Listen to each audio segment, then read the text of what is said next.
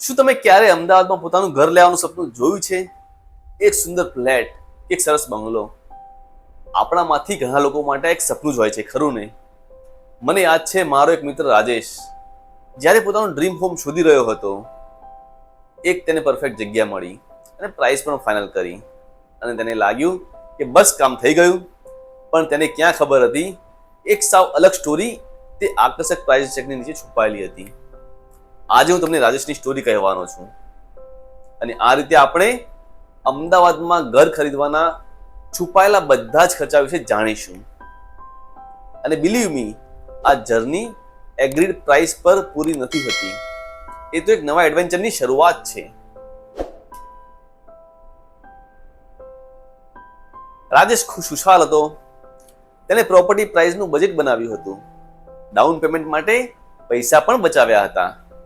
પણ પછી આવ્યા લીગલ પેપર્સ અને તેની સાથે જ સરપ્રાઇઝનું પહેલું લિસ્ટ.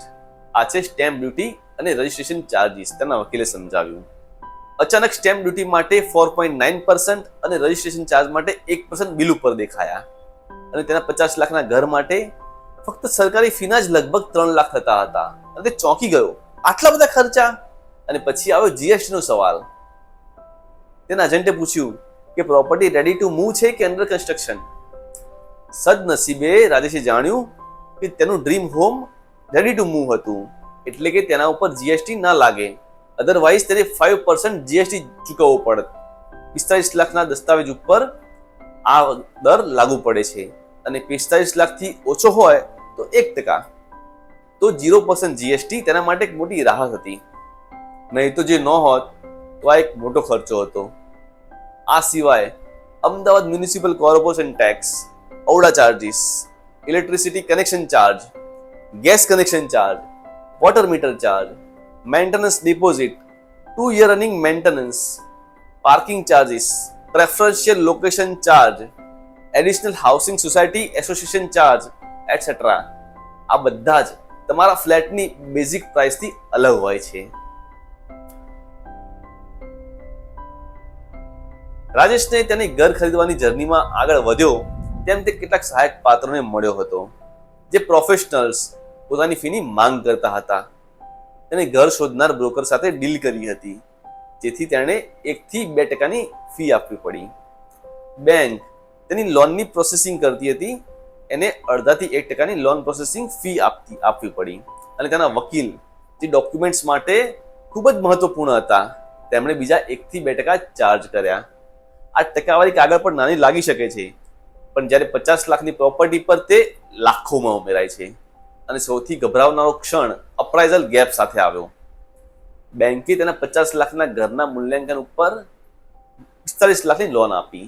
આનો અર્થ એ થયો કે રાજેશને અચાનક પોતાના ખિસ્સામાંથી 5 લાખ કાઢવા પડ્યા, કારણ કે બેંક તેની અપ્રાઇઝ વેલ્યુ સુધી જ લોન આપશે. તેના માટે આ સાચો એક મોમેન્ટ હતો, એક જોખમ જેની તેને ક્યારેય કલ્પના નહોતી કરી. આખરે રાજેશને ચાવીઓ મળી ગઈ અને તેને લાગ્યું હવે તે એક રાજા છે. પણ પછી તેને સાચે જ ઘર બનાવવાનું અને ખર્ચ કરવાનું કામ શરૂ થયું. તેને ઇન્ટિરિયર્સ જોઈતા હતા, ફર્નિચર, પેઇન્ટિંગ અને આ ઘરને પોતાનું બનાવવા માટે. તેમાં જ લાખો રૂપિયાનો ખર્ચ થઈ ગયો. પછી આવ્યા મૂવિંગ ખર્ચાઓ, પેકિંગ, ટ્રાન્સપોર્ટ, બિલનો એક નવો સેટ અને ઓફકોર્સ હોમ ઇન્સ્યોરન્સ. એક સમજદાર પગલું, પણ એક બીજો વાર્ષિક ખર્ચ. અને અણધાર્યા રિપેર્સનું શું? એક ટપકતો નળ અને એક ઝબકતી લાઇટ. આ મોટા નથી, પણ તે તમારા બજેટને વ્યસ્ત રાખે છે. રાજેશ હવે ઘરમાં રહેવા આવી ગયો. તેને લાગ્યું ઠીક છે, હવે બધા જ પેમેન્ટ્સ પૂરા થઈ ગયા. પણ તે કેટલો ખોટો હતો. ઘરની માલિકી ફક્ત એકવારનું પેમેન્ટ નથી, એ તો ચાલતા રહેતા ખર્ચાઓની સિરીઝ છે. સૌથી પહેલા એએમસી તરફથી નોટિસ આવી, પ્રોપર્ટી ટેક્સની નોટિસ. તેની ગણતરી વિસ્તાર, સ્થાન, ઉંમર અને તેનો તમે ઉપયોગ કેવી રીતે કરો છો તેના આધારે થાય છે.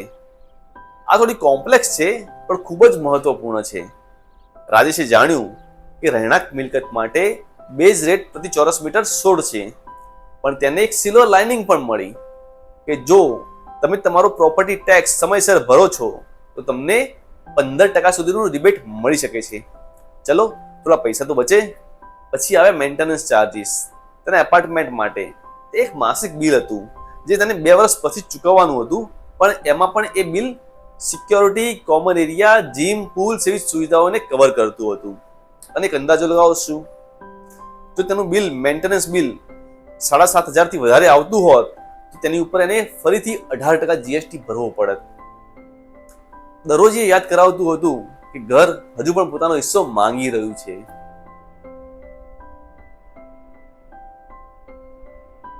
અને જ્યારે તમને લાગે કે બધું જ અમે તો જોઈ લીધું છે, ત્યારે એક છુપાયેલી સંભાવના એક ક્ષિતિજ ઉપર ઊભી હોય, અને ખાસ કરીને નવા કન્સ્ટ્રક્શન માટે ઔડા જેવી ઓથોરિટીઝ ડેવલપમેન્ટ ચાર્જીસ લગાવે છે, અને તેમાં 15 થી 20% વધારો થઈ રહ્યો છે, અને આ ખર્ચ સીધો ખરીદનાર પર પસાર કરવામાં આવે છે. તમે આજે એક કિંમત પર સહમત થાવ છો, અને જ્યારે તમારું ઘર તૈયાર થાય છે ત્યારે આ ચાર્જીસને કારણે તે અચાનક વધુ મોંઘું થઈ જાય છે. આ એક શાંત તોફાન છે જે ભવિષ્યના ઘર ખરીદનારાઓને અસર કરી શકે છે.